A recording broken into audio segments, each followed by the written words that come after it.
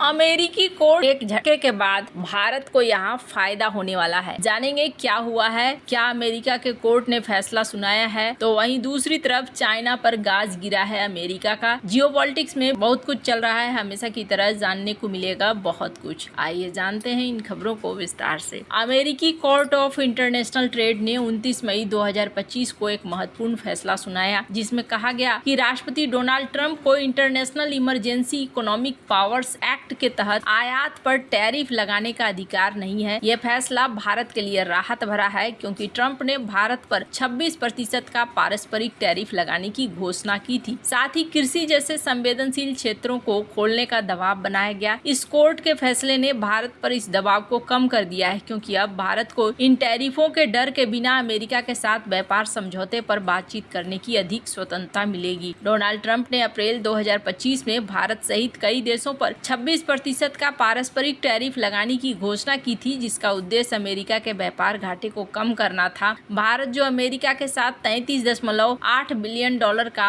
व्यापार सरप्लस रखता है, ट्रंप के निशाने पर था। उन्होंने भारत को उच्च टैरिफ वाला देश करार देते हुए कहा कि भारत अमेरिकी प्रोडक्ट, विशेष रूप से ऑटोमोबाइल पर 100% तक टैरिफ लगाता है, जो अनुचित है। इसके जवाब में भारत ने पहले ही कुछ अमेरिकी प्रोडक्ट जैसे बोर्बन विस्की और मोटर बाइक पर टैरिफ कम किए थे, ताकि व्यापार समझौते को सुगम बनाया जा सके। अमेरिकी कोर्ट ने फैसला दिया कि IEEPA ट्रंप को वैश्विक और पारस्परिक टैरिफ लगाने का अधिकार नहीं देता है। कोर्ट ने कहा कि IEEPA राष्ट्रपति को आयात पर टैरिफ के माध्यम से नियमन करने की अनुमति नहीं देता है। इस फैसले ने ट्रंप के लिबरेशन डे टैरिफ को लागू करने की योजना को रोक दिया, जो उन देशों पर लागू होना था जो अमेरिका को अधिक बेचते हैं। भारत के लिए यह फैसला महत्वपूर्ण है, क्योंकि 8 जुलाई 2025 की समय सीमा से पहले एक अंतरिम व्यापार समझौते पर हस्ताक्षर करने का दबाव कम हो गया। इस फैसले के बाद भारत अब बिना टैरिफ के डर के अमेरिका के साथ व्यापार वार्ता में बेहतर बाजार पहुंच की मांग कर सकता है। विशेष रूप से भारत अपने फार्मास्यूटिकल्स, रत्न, आभूषण, समुद्री उत्पादों जैसे क्षेत्रों में अधिक लाभ प्राप्त कर सकता है, जो अमेरिका के भारत में प्रमुख निर्यात है। इसके अलावा भारत अब डेटा स्थानीयकरण जैसे संवेदनशील मुद्दों पर अपनी स्थिति को पुनर्गठन कर सकता है, जो पहले ट्रंप के दबाव में था। ट्रंप ने टैरिफ को न केवल आर्थिक बल्कि कूटनीतिक हथियार के रूप में इस्तेमाल किया। उनके प्रशासन ने दावा किया कि टैरिफ ने भारत पाकिस्तान के बीच मई 2025 में एक नाजुक युद्ध विराम को संभव बनाया, लेकिन भारत ने स्पष्ट किया कि इन चर्चाओं में व्यापार का कोई मुद्दा नहीं उठा। भारत के विदेश मंत्रालय ने 7 मई से 10 मई तक ऑपरेशन सिंदूर के दौरान भारत और अमेरिकी नेताओं के बीच बातचीत हुई, लेकिन व्यापार का कोई जिक्र नहीं था। इस घटना की तुलना 1990 के दशक में भारत के टेलीकॉम क्षेत्र के उदारीकरण से कर सकते हैं। उसमें भारत सरकार ने विदेशी कंपनियों जैसे नोकिया, एरिक्सन को टेलीकॉम क्षेत्र में प्रवेश की अनुमति दी, लेकिन इसके लिए स्थानीय निवेश और साझेदारी को सख्त शर्तें रखी। कई विदेशी कंपनियों ने भारत के उच्च टैरिफ और नियामक बाधाओं की शिकायत की, लेकिन भारत ने अपनी नीतियों को राष्ट्रीय हितों के आधार पर बनाए रखा। ट्रंप के टैरिफ दबाव को कम करने वाला यह अमेरिकी कोर्ट का फैसला भारत को उस समय की ही तरह अपनी शर्तों पर व्यापार वार्ता के लिए स्वतंत्रता देता है। जैसे 1990 में भारत ने टेलीकॉम क्षेत्र में अपनी नीतियों को संतुलित किया, वैसे ही अब भारत अमेरिका के साथ व्यापार समझौते में अपनी स्थिति को मजबूत कर सकता है, खासकर फार्मास्यूटिकल्स और टेक्सटाइल जैसे क्षेत्रों में। कोर्ट के फैसले ने भारत को टैरिफ के दबाव के बिना अमेरिका के साथ व्यापार समझौते में बेहतर शर्तें हासिल करने का मौका दिया है। भारत अब अपने निर्यात जैसे फार्मास्यूटिकल्स और रत्न और आभूषण को बढ़ावा दे सकता है। भारत अब डेटा स्थानीयकरण जैसे मुद्दों पर अपनी नीतियों को और मजबूत कर सकता है, जो बिग टेक कंपनियों के लिए महत्वपूर्ण है। मस्क की कंपनी टेस्ला, स्पेसएक्स भारत में निवेश की संभावनाएं तलाश रही हैं। ट्रंप के टैरिफ दबाव के कम होने से भारत इन कंपनियों के साथ बेहतर शर्तों पर बातचीत कर सकता है। ट्रंप के स्टील और एल्युमिनियम पर 25% टैरिफ के कारण चीन जैसे देश भारत में अपने उत्पाद डंप कर सकते हैं, जिससे भारतीय स्टील उद्योग पर दबाव बढ़ेगा। भारत ने पहले ही स्टील आयात पर 25% का सुरक्षात्मक शुल्क प्रस्तावित किया है। मस्क की ट्रंप प्रशासन ने विवादास्पद भूमिका में उनकी टेस्ला की छवि को प्रभावित किया। भारत में अब ये उत्साह देखने को मिल रहा है, तो ये फैसले ने बहुत राहत दे दी है। हालांकि चाइना के ऊपर गाज गिरा है। अमेरिका ने लगभग 3 लाख चीनी छात्रों के वीजा रद्द करने की नीति की घोषणा की है, जिसे आर्थिक भूकंप करार दिया गया है। ये नीति, जो ट्रंप प्रशासन के तहत विदेश मंत्रालय के सचिव मार्को रूबियो के नेतृत्व में लागू की गई, चीनी कम्युनिस्ट पार्टी से संबंधों और संवेदनशील क्षेत्रों में पढ़ाई करने वाले छात्रों छात्रों को टारगेट करती है। इस नीति के तहत चीनी और हांगकांग के छात्रों के लिए नए छात्र और एक्सचेंज वीजा की नियुक्तियां रोक दी गई हैं और मौजूदा वीजा की गहन जांच शुरू हो गई है। इस कदम ने अमेरिका में पढ़ रहे लगभग 2,80,000 चीनी छात्रों को अनिश्चितता के कगार पर ला दिया है, जिनमें से कई को डिपोर्टेशन का डर सता रहा है। यह नीति राष्ट्रीय सुरक्षा के आधार पर लागू की गई है, जिसमें चीनी कम्युनिस्ट पार्टी से कथित संबंधों और महत्वपूर्ण क्षेत्रों जैसे एआई, रोबोटिक्स और अन्य टेक्निकल क्षेत्रों में पढ़ाई करने वाले छात्रों को निशाना बनाया गया है। हालांकि नीति में इन क्षेत्रों की स्पष्ट परिभाषा नहीं दी गई है, जिससे मनमाने ढंग से लागू होने की आशंका बढ़ गई है। रूबियो ने एक्स पर लिखा कि हम चीनी छात्रों के वीजा रद्द कर रहे हैं, विशेष रूप से उन लोगों के जो सीसीपी से जुड़े हैं या महत्वपूर्ण क्षेत्रों में पढ़ रहे हैं। इस नीति की घोषणा 28 मई 2025 को की गई और 2023-24 शैक्षणिक वर्ष में अमेरिका में पढ़ रहे 2,80,000 चीनी छात्रों को प्रभावित करती है। इस नीति से छात्रों में डर और भ्रम पैदा कर दिया है। कई छात्रों ने अपनी डिग्री बीच में छोड़ने की तैयारी शुरू कर दी है। उदाहरण के लिए MIT में रोबोटिक्स पढ़ रहे एक चीनी स्नातक छात्र ने बिजनेस टुडे को कहा कि मैं राजनीतिक नहीं हूँ, मैं सिर्फ यहाँ रोबोटिक्स पढ़ने आया था। अब मुझे नहीं पता कि अगले हफ्ते मुझे डिपोर्ट कर दिया जाएगा या नहीं। छात्रों को डर है कि उन्होंने राष्ट्रीय सुरक्षा के खतरे के रूप में लेबल किया है। सिविल लिबर्टी समूहों ने चेतावनी दी है कि ये नीति शैक्षणिक स्वतंत्रता और अभिव्यक्ति की स्वतंत्रता को नुकसान पहुंचा सकती है, खासकर उन छात्रों के लिए जो कैंपस विरोध प्रदर्शनों या मानवाधिकार अभियानों में सक्रिय हैं। इस नीति को एक वरिष्ठ विश्वविद्यालय अधिकारी ने शैक्षणिक और आर्थिक भूकंप कहा है। अमेरिकी विश्वविद्यालय जो अंतर्राष्ट्रीय छात्रों की फीस पर निर्भर है, उनको भारी वित्तीय नुकसान हो सकता है। चीनी छात्र अमेरिकी अर्थव्यवस्था में हर साल अरबों डॉलर का योगदान करते हैं। इस नीति ने न केवल अमेरिका में बल्कि वैश्विक स्तर पर तकनीकी और शैक्षणिक सहयोग प्रभावित हो सकता है, क्योंकि कई चीनी छात्र अब अन्य देशों जैसे कनाडा और ऑस्ट्रेलिया की ओर रुख कर सकते हैं। भारत जो अमेरिका में 3,31,602 छात्रों के साथ सबसे बड़ा अंतर्राष्ट्रीय छात्र समूह है, वो भी अप्रत्यक्ष रूप से प्रभावित हो सकता है। ट्रंप प्रशासन ने पहले ही भारतीय छात्रों के खिलाफ कुछ कार्रवाइयां शुरू की है, जैसे कि मार्च 2025 में वॉशिंगटन के जॉर्ज टाउन विश्वविद्यालय में पढ़ रहे भारतीय पोस्ट डॉक्टोरल शोधकर्ता बदर खान सूरी को हमास प्रचार और संदिग्ध आतंकवादी संबंधों के आरोप में हिरासत में लिया गया। हालांकि एक संघीय जज ने उनके डिपोर्टेशन को अस्थायी रूप से रोक दिया। इस तरह की घटनाओं ने भारतीय छात्रों में अनिश्चितता बढ़ा दी है और ये नीति अन्य देशों के छात्रों के लिए भी सख्ती का संकेत देती है। ये नीति ट्रंप के व्यापक